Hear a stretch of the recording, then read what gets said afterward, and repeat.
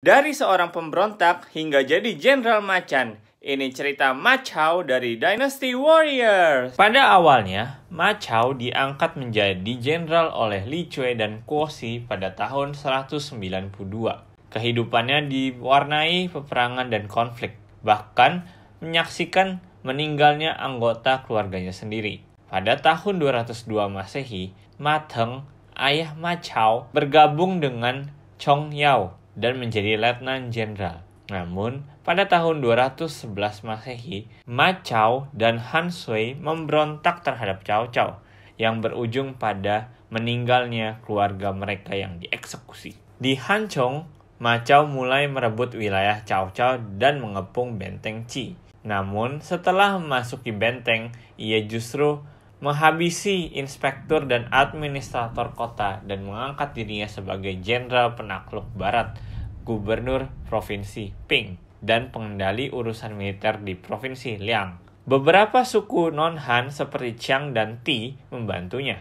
Keberanian Ma Chao dalam kampanye ini bahkan dibandingkan dengan Li Pu dan Han Xin. Ma Chao kemudian mengungsi ke Changlu yang sempat mempertimbangkan untuk menikahkan putrinya dengan Ma Chao. Namun, karena reputasi Ma Chao yang dianggap tidak peduli terhadap keluarganya sendiri, rencana tersebut dibatalkan. Changlu memberikan Ma Chao pasukan untuk merebut kembali provinsi Liang. Namun, ia berulang kali dikalahkan oleh Xia Huoyan. Pada tahun 214, Ma Chao merasa putus asa karena Changlu tidak mendukung ambisinya. Saat Liu Pei mengepung Chengdu, ia mengirim seorang perwira untuk menemui Ma Chao. Ma Chao pun menulis surat kepada Liu Pei, menyatakan keinginannya untuk menyerah. Liu Pei secara rahasia mengirim pasukan untuk membantu Ma Chao mengepung Chengdu dari utara. Dalam waktu 10 hari setelah kedatangan Ma Chao, Liu Chang menyerahkan provinsi Yi kepada Liu Pei. Saat itu juga Ma Chao diangkat menjadi salah satu jenderal. Ma Chao terus berpartisipasi dalam kampanye Hanchong Liu Pei dan diangkat menjadi jenderal kiri setelah Liu Pei menjadi raja Hanchong.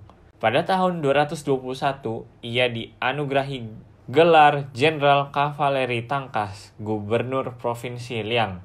Liu Pei memerintahkan Ma Chao untuk memperkenalkan budaya Han kepada suku-suku yang bukan Han di utara karena hubungan baiknya dengan mereka. Ma Chao meninggal pada tahun 222 pada usia 47 tahun.